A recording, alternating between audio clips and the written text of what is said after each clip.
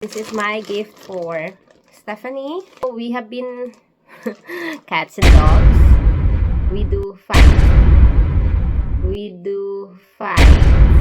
I don't really expect that she will be higher because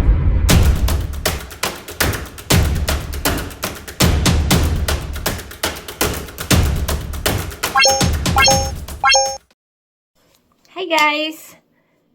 Make a love shoutout everyone, and today's video we're going to do unboxing, and without further ado, because I am going to do a lot of things now and I have to fix it. That's the reason I have to do this very fast, not unboxing, maybe unpacking, because it is in a small package. And this is my gift for Stephanie. It's because she got, we have been cats and dogs, which is normal. And though we do fight, it's just normal in a family, and especially as a mom, that I want only the best for her. And the best thing with Stephanie, we do fight, right? But at the end of the day, we do always talk when we calm down. And because she got accepted, she got a job that I don't really expect that she will be hired, because the best thing for me is she take the effort and initiative to apply for a job, and she just turned 18 last month, and we keep on instilling into her mind that at the when she turned 18, she already have to try to find a job.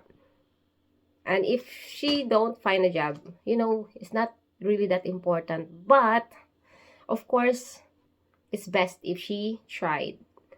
That's the point. She tried. And that she did. And, something happened. Miracle happened.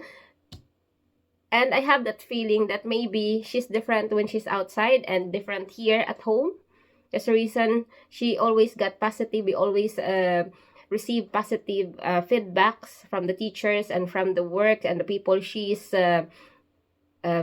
met, on how smart and good she is as a person, and of course very responsible. So without further ado, this is for her. This is a gift actually, and I'm going to hang it onto her room. So this is it. What's inside? Let's cut it first, because this is a, oops, wait, I have to be careful not to destroy, that's why. It's a tapestry, and I have ordered two. This one is for her, and this is one for me, or here in the living room, or in our room. So first, let's open the tapestry for Stephanie, because this is, I'm excited to put and hang into her wall. And I have to stand up in order to show you guys. Oh, and I like it because there's something that will help it hang on the wall. The reason why this is really big, and the things that I like in this thing is the message. It stands here: to my daughter, never forget how much I love you. As you grow older, you will face many obstacles in life. Never forget how much I love you, and that I always will. As you grow older, you will face many obstacles in life. Stay strong, be confident, and just do your best. Every day may not be good, but find something good in every day.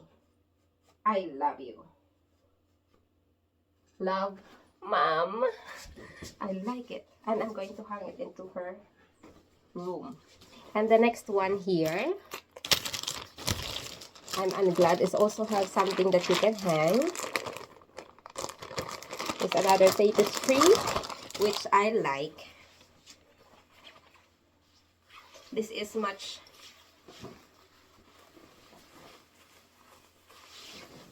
wider, and this is how it looks. They call it mandala here in Norway, and this is perfect into the room. I thought it's dark, but I thought it's black, but this is more bluish and purple. I like it. So this is how it looks, guys. I will show it to you, the picture, once I'm done hanging this on our wall. The room and the bed of Stephanie. So she's in the what you call this? She's in class now, and we're going to hang it into her wall here. And she, you know, she likes to do something when she was younger, and now it's difficult to take out, but we're going to cover it. And because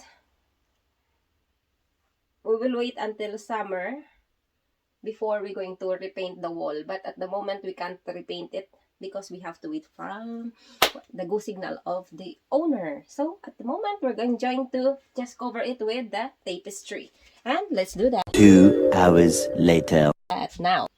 So ito na nga, guys, na ikabit ko na siya. Hindi ko na pinakita kung paano ko kinabit dahil nakakapagod. So ito na yung aking surprise kay Stephanie. Tingnan niyo naman, ang ganda, 'di ba?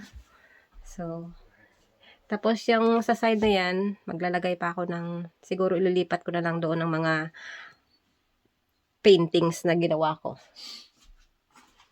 Ang ganda ng message niyan. So, here's the final result, and so far, Stephanie likes it.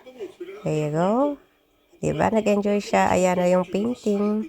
I already added. And this is what I also hang in my background while I do live. So, thank you for watching. Bye!